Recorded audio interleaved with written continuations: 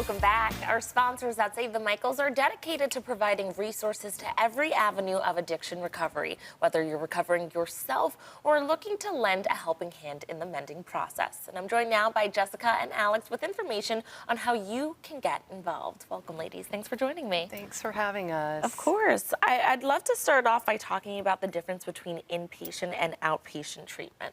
Okay, so the difference between inpatient and outpatient treatment is inpatient treatment, you usually go away to a facility for, generally speaking, 21 to 28 days, so that you're removed from your community. You're getting very intensive treatment, and it could go longer, right? You could have some extended stay. So you could be in an inpatient treatment facility for many months if you choose.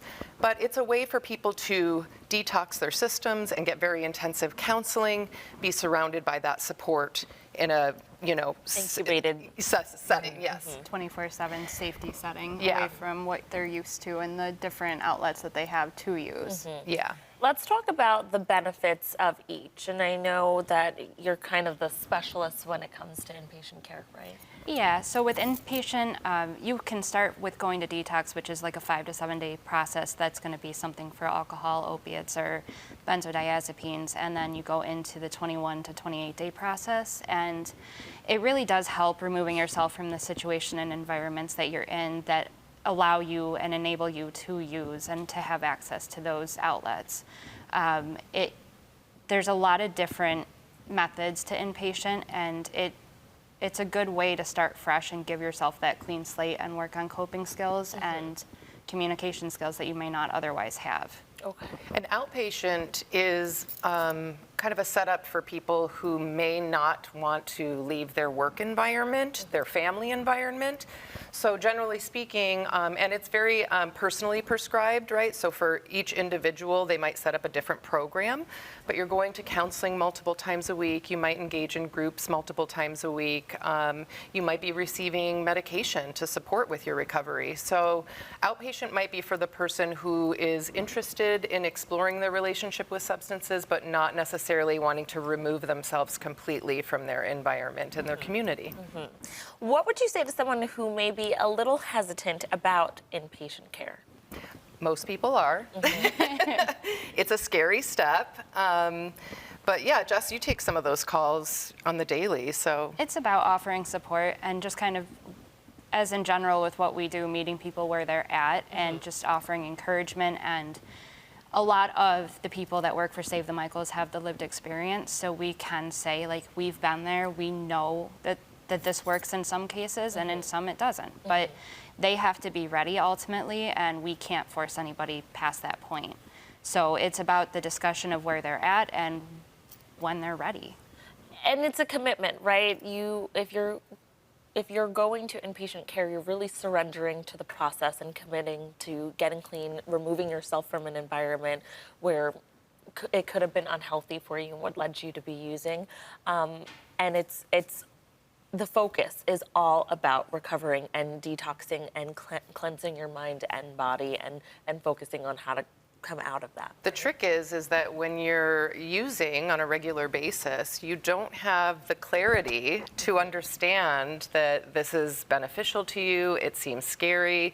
We often say that the relationship between people and substances is kind of like a love affair. Yeah. So we're asking somebody to like break up with their lover and separate from the thing that has kept them feeling normal for many, many years in some cases. And so we're like, no, now you can't have that anymore. And it's really, really scary. So, like Jess said, like 95% of our staff are people in recovery, and we are here to say, you're hesitant?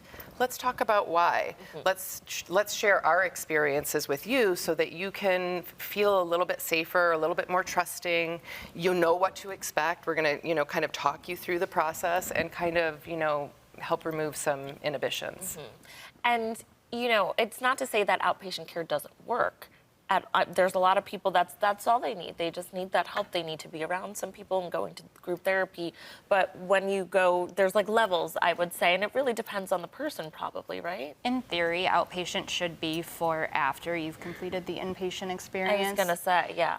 Now, in some cases, there are people who are, I'm not sure the right word, but who don't necessarily need the whole inpatient ordeal, and it does work for some people. Right. Some people it doesn't, and they need that strength of being away from everything that they're used to, because one of the things that I've always said is when they start using, they stop growing. Right. So to take that away, they're starting back off. If they started using at 23 and they're now 30, their mindset is 23 years old, and it's like, oh crap, now I have to deal with all of this stuff that I stuffed deep down and didn't want to have to deal with. Right.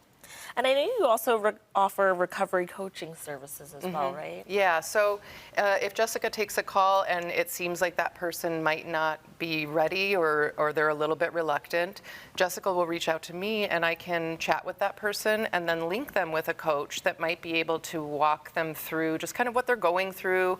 And they might have a longer term relationship. So we might work with somebody who was resistant with Jessica for 6 months, a year, before they decide, oh, maybe I do want to go to treatment.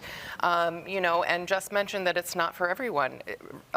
Inpatient treatment, outpatient treatment is not a part of my story. I ended up finding, a 12-step program that helped me with my recovery. So there are multiple pathways to recovery. There's a lot of roads to the same destination. And the recovery coaches are here to introduce somebody to the idea that it's not just outpatient or inpatient that are your options. There's other ways and other pathways to recovery. How can our viewers learn more about the different options available through Save the Michaels when it comes to recovery? Well, one of the great things we, pride ourselves in is that we love that a human being answers the phone, generally speaking, and that we're going to connect you with another human being. So they can just call the office and ask for Jessica and I. We can chat with them about what we have to offer.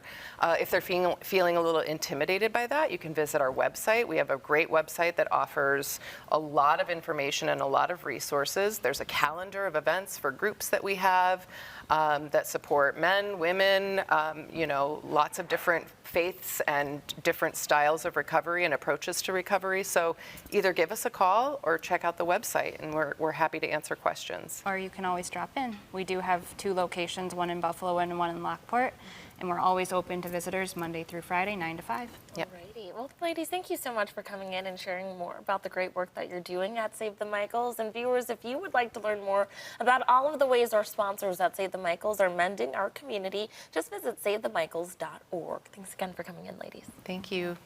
After